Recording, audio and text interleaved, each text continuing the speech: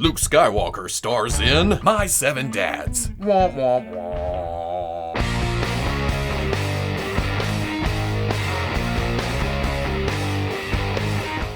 Okay, people, welcome back to another Fwoosh review. Today we're going to take a look at the brand spanking new Bandai SH Figuarts Star Wars Return of the Jedi Darth Vader and A New Hope Stormtrooper. Another Darth Vader and Stormtrooper.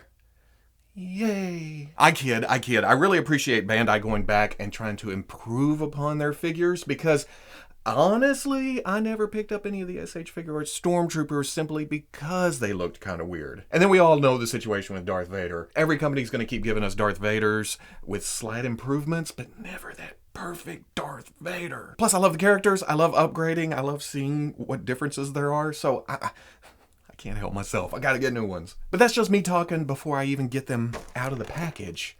That may be completely different once I open this up and be like, oh, well, these are amazing. And speaking of the packages, they're your standard SH Figuarts boxes. Big window shows you most of what you're getting with each. The silver trim means it is the original trilogy. Like I said, Darth Vader's Return of the Jedi, Stormtrooper is A New Hope. On the side, we get pretty promotional shots. It's almost a shame that the boxes are gloss black and then they have to try to sell you Darth Vader on a gloss black package. Because you get around to the back and here is Darth Vader, barely seen against a pitch black background. But besides that, we get pretty poses, we get some of the other things the figures come with, the accessories. Down here, some warnings. Don't put them in your mouth. On the side, Star Wars logos, the silver motif carried over, the holograms to prove that these are authentic SH Figuarts Tamashii Nations figures. I've had people ask, can't they just bootleg that sticker? I guess they can. I don't know. On the top, same thing. On the bottom, more unreadables, barcodes, logos, your winning lottery numbers. In fact, both of them have the same winning lottery number.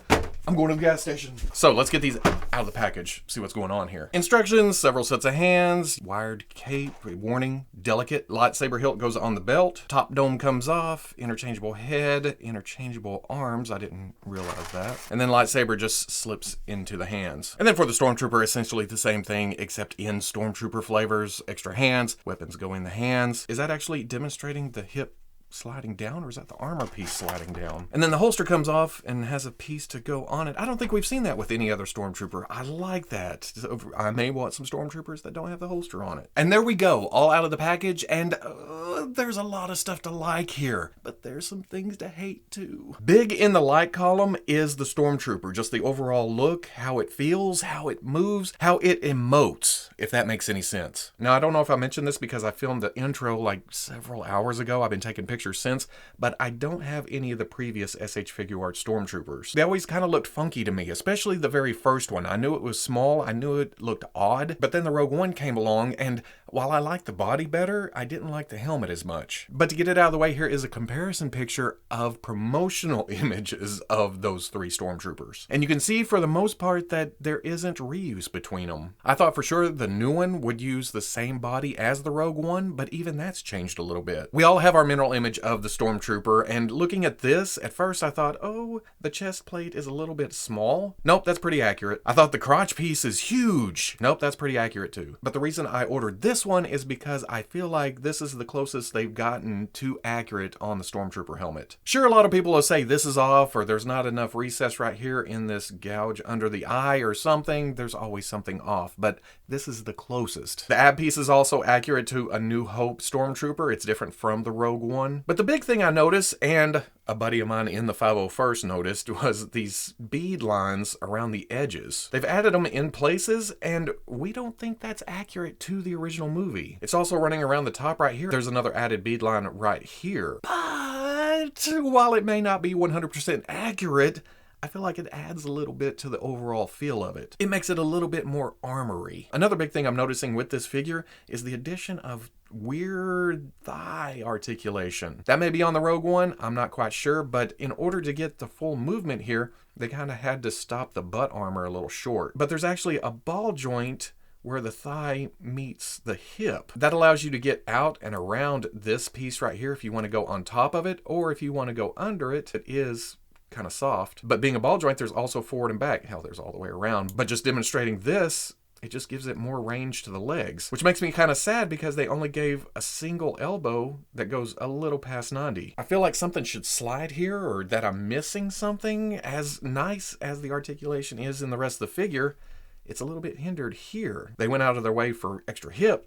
I feel like they should have went out of their way for extra elbow. Also, the drop down is different from any other figure I have. Instead of the whole hip dropping down and causing a gap right here, it actually extends out of the hip itself. The thigh actually pops away from the hip ball down there. Because without dropping down, it only goes to about right here. Pop away, whoop, you get full range. So that's kind of ingenious. Also, I love how the shoulder bell comes completely away from the shoulder. You can put it wherever you want, and then you can just comes in, it covers, it works. All that together just makes for a very nicely proportioned Stormtrooper. And I think I'm gonna have to say the same for Darth Vader. Like I said before, we have several iterations at this point, but I think the constant refining here is working in Bandai's favor. I was recently gifted the original SH Figuarts Darth Vader, which I never got because I know it's tiny. I mean, just lining it up in the package, you can see this is almost a head taller. But I don't want to open it because I don't have a spot for it. But I do have the previous version of the SH Figuarts Darth Vader. You can see the chest boxes are different. The bottom switches are flipped kind of different. The wrinkles on the torso under there are kind of different. The chest armor, this one has the sculpted cloth going over it.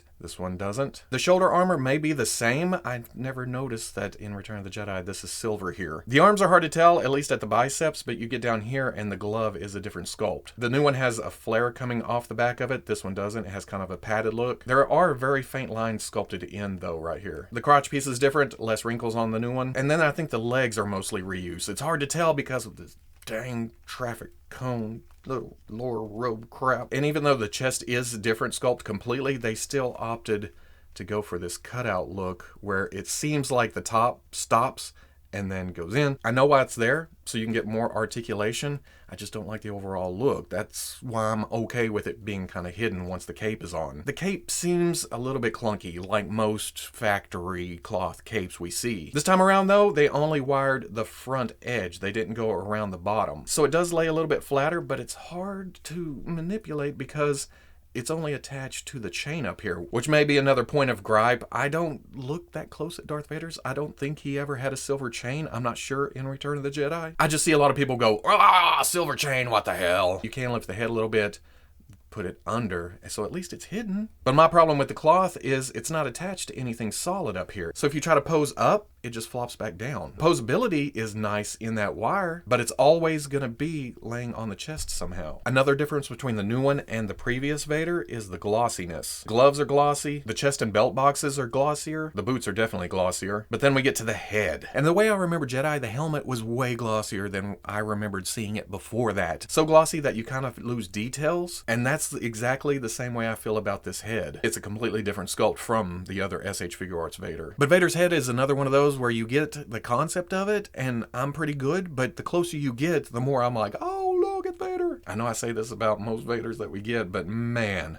do they nail this one. Because I feel like they finally used their Bandai model kit Darth Vader head. It may not be exactly the same, but it is damn close, and a lot of people say, including me, that this may be the best Vader head that we've gotten in plastic form. Oh, it's so close. If not the same sculpt, it's based on their model kit sculpt. But the lower half suffers because of the stiff plastic lower robe here. You can get the legs out, but you're always going to have this pointing straight down. Plus, it makes the hips hard to manipulate because you can't actually get up in there to mess with it. I think I've seen people slice this off and put a cloth lower half. That may be what I end up doing here. Going over articulation, there is a dumbbell joint at the top of the neck, and then at the bottom there's a ball. So altogether, you can shift forward and back, which allows some up, some down. You can even shift side to side, which is amazing. Allows for a lot of tilt for a Stormtrooper helmet. And then swivel. Shoulder bell comes away to reveal a dumbbell joint coming out of the torso into the shoulder. That also has a loose shoulder cap in there to kind of hide the articulation. You can shift up, down, forward, back. That goes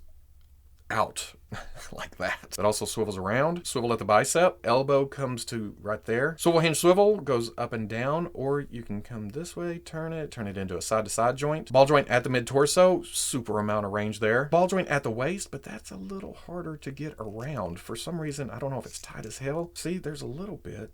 but man, it is hard to move. Oh, wait a second. What the hell's going on here? There is a hinge up in there that was stuck until I pulled this off.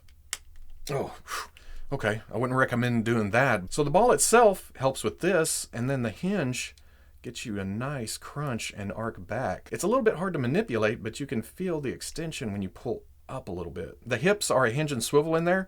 It comes up to here before the armor starts crashing, or you turn it. Oh no, there's that ball joint. Don't get crazy with that or it pops off. Whew, that was tight. But if you extend the leg down, you can bring the hip up to, well, about right there. Do a little turning. It comes up close. Back, out, all the way. One little warning though, if you're messing around with the hips and the legs and the torso, your tendency is to want to put your index finger here to give you more leverage. I wouldn't do that too much. Every time I'm messing, I think, oh, stop pushing on that. Like I showed, there's a ball joint at the thigh that also gives you rotation. Double knee, but not quite gonna make it. Still nice though for armored character. Hinge at the ankle goes back just a little bit, forward a little bit. There's a pin for some nice rocker to the inside, and then a toe joint goes up that far. For Vader, here's what we're gonna do. We're gonna pop this off because it's meant to, and the cape just comes right off. So that at least is easy to replace. Easier than this down here. But you can see a dumbbell joint at the top. There is a ball joint down at the bottom of the neck. That gives you pretty nice down, not bad up. Because of the helmet coming down like it does to cover the neck piece, to get some shift, you got to kind of bring it this way and then tilt. But being shifted over there, you can't really go that way. You have to shift the other way and then tilt. Shift forward and back, rotation. Not quite as much range with the shoulder bell coming off the shoulder, but it does come down. That reveals a dumbbell joint actually going into a butterfly joint that comes forward. You get some up and down, bring the arm up. Shoulder carries over the chest armor. I'll never get over how cool this looks. Rotates around. Squeaky bicep joint. Double elbow comes up to there. The usual SH Figuarts wrist joint. I have a feeling we're seeing the same articulation in the mid-torso as the Stormtrooper. A little bit of tilt. The hips are just a ball joint coming out to the leg. Can come up to about right there. Back, lower robe. Out, same thing. You can only get out to about right there. That does rotate on that hip joint. Double knee comes up to about right there. And then there's a ball joint at the ankle. A little bit forward, a little bit back, a little bit of tilt to the inside. It's just very, very hindered down there. And then toe joint, beep, right there. For accessories, the Stormtrooper comes with a pair of fists, comes with 2 relaxed holding the weight of the weapon hands, and then comes with 2 trigger finger pointy hands. And this is where my biggest problem comes in. Remember Darth Maul? Holy moly, these ball joints are tight as hell going into these hands. It is very scary pulling those off. This will probably be my last time pulling these off. I'm putting a trigger finger hand on, and that's how it will live for the rest of its life. Someday I'll get a set of drill bits with all kinds of different sizes where I can just open stuff up like that, just barely. Also, I forgot to point out, on my left fist, the back hand armor is kind of rough. I don't know what happened there, but that's okay because I'm taking that off and I'm putting a weapon weight holding hand there. And speaking of weapons, he comes with this rifle. It looks like it has some kind of big disc cartridge thing on top. Oh, it's actually a separate piece. I didn't even realize that until I went to play with it. That has no problem slipping into the hand. There's also this gun. I'm not sure if this came with older versions of the Stormtrooper. I think this is my first time messing with this. Of course, I'm getting old. My memory's getting bad. But I love the details here. It's got this dual drum. It has some kind of scope piece and then some kind of thing, and it's a little wire running right there, and it's a little thin coming up the barrel, and it's not the most flexible plastic in the world. I will admit, though, I haven't had a problem while messing with it. Again, slips right into the hand, no problem. I may not know the names of those, but I know the E11, and we have thousands of these at this point. But once again, nice sculpt. It's nicely detailed. It's kind of in a gunmetal color. It's a little bit sparkly. Other than that, no paint. And guess what? That goes nicely into the hand too. But if you want different options, this panel on the belt right there does pop off, revealing 2 peg holes, and you can plug the holster in there. And at first I thought, oh, that's gonna be weak, but look at that. It's not coming off unless you just rip at it. Loosely holster the blaster in there and then rotate this back down. Snap. Done. For Vader's accessories, we get 2 fists. We get 2 very tense, open hands. We get 2 more relaxed hands. There's 2 trigger fingers, which is actually, you know, don't choke on your aspiration. But that also works as a grip hand, and that's beside the 2 regular grip hands. There's 2 pointy fingers. Yes, they're laying there for a reason. And then there's 2 hands relaxed even more. And yep, you guessed it. Same thing here, just bitch to pull off. Okay, I did pop that off, but he's been swapped out a lot here in the past hour. Other hand goes, please go on. Goes on, and that grip, of course, is for his lightsaber. Red blade, silver and black hilt. It looks nice. We're used to this at this point. And the blade isn't removable. There's actually a separate unlit hilt. And that hilt can either go in his hand or it pegs onto the belt right there. Actually, if you get it all the way on there, it's nice and tight. It's not just falling off. But holding the lightsaber in the standard grip hand, it's very loose. It kind of falls through. That's why I kind of prefer the Krennic Aspirations hand, because you get dual duty out of it without having to pop it off. You can either force choke. Oh, look at that. The blade does come out of this one. I'll be damned. Or it's a tighter grip on the lightsaber hilt while holding it down a little bit, and the trigger finger kind of works itself over that box right there. Little short peg in there. He also comes with a swappable right forearm where it looks like the hand's been cut off. It has the wires there on the end. It continues the black, red, silver, and blue motif of the rest of the figure. It just looks good. If you could pull the arm off without having a stroke while doing so. I've done it once. I took pictures. I'm not doing it again. Look at the size of the undercut on that mushroom peg. And then there is an alternate Anakin head, which looks okay. If I didn't know any better, I would actually think this is Hayden Christensen kind of make-upped into this look. Comparing it to the one that came with Jedi Luke, just look at the difference. The old version is all wrinkly and it has veins popping out and this and that. This one's very smooth, very clean. Also, to swap that out, this dome does come off and it has a big old peg in there, so you're not going to turn it sideways. It's not going to just break off and then pull the head off, because once again, this damn ball joint on top is tight as hell. And then putting the Anakin head on, I don't want to do it. I did it once. Here's the pictures. I'll never do it again. Oh man, what a review, huh? You also have to work around the cape.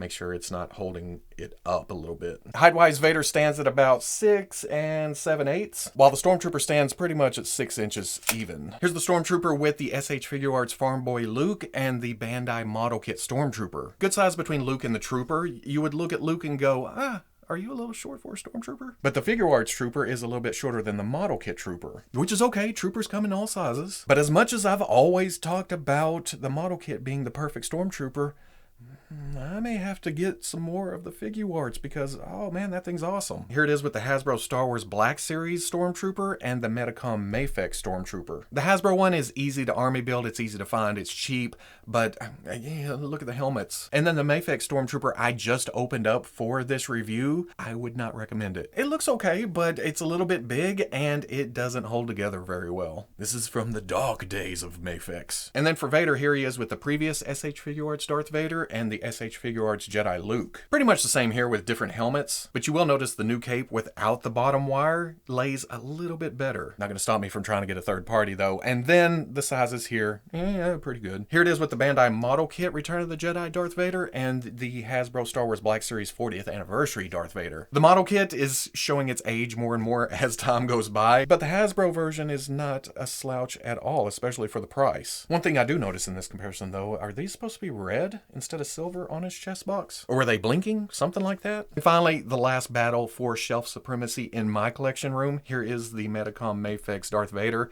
and the Metacom Mafex Rogue One Darth Vader. The first one is tall, it's lanky, the helmet's weird. It went down the scale a long time ago, but this is the one I've been using on my shelf since. It's still a little bit thin, but the helmet is amazing with those damn red goggle eyes. I don't know, I'm starting to give it up here. This one's bigger, this one's bulkier. I feel like the helmet is finally the right size. Decisions. So at the end of the day, another couple of fine upgrades from Bandai in their SH Figuarts line. But is it worth it? And even if I said yes, would you trust me? Because I buy every version of all these characters. I'm kind of biased, but at the same time, I just found, I think, my main Darth Vader for the shelf, and I think the model kit Stormtrooper just got ousted from its top position. Sure, there's a little bit of newness. I just opened these up. I'm just finding out, oh my god, these are amazing. But at the same time, it's been some hours. I've had them standing side by side. I've looked everything over, and just the overall look of the Stormtrooper is amazing. It's proportionate, it gets into nice poses, even with the hindered elbows. It looks great. I can't help it. But when it comes to Vader, we have so many. I mean, everybody has their favorite version. But I've also been waiting for a while for Figuarts to finally go, hey, this model kit Darth Vader head, it rocks. So we're gonna use that over here. And they did it, and it works. I really think this is my new top spot Vader. Surprise. Don't get me wrong, there is some infuriating bullshit with them. Those hand pegs are unnecessarily tight. Same for Vader's Anakin head, or Hayden Anakin head, and especially that forearm. I'm definitely leaving the hands I have on them right now, and that's a huge negative, really. I mean, when it comes to action figures and options. But the overall look here going on my Star Wars shelf, I can leave all my other figures for posing and ACBA, but on my shelf where stands my favorite plastic representations of some of my favorite movies, yeah, it's the new ones. Shut up. So if you like the review, comment, like, subscribe. I'll catch you on the Fwoosh.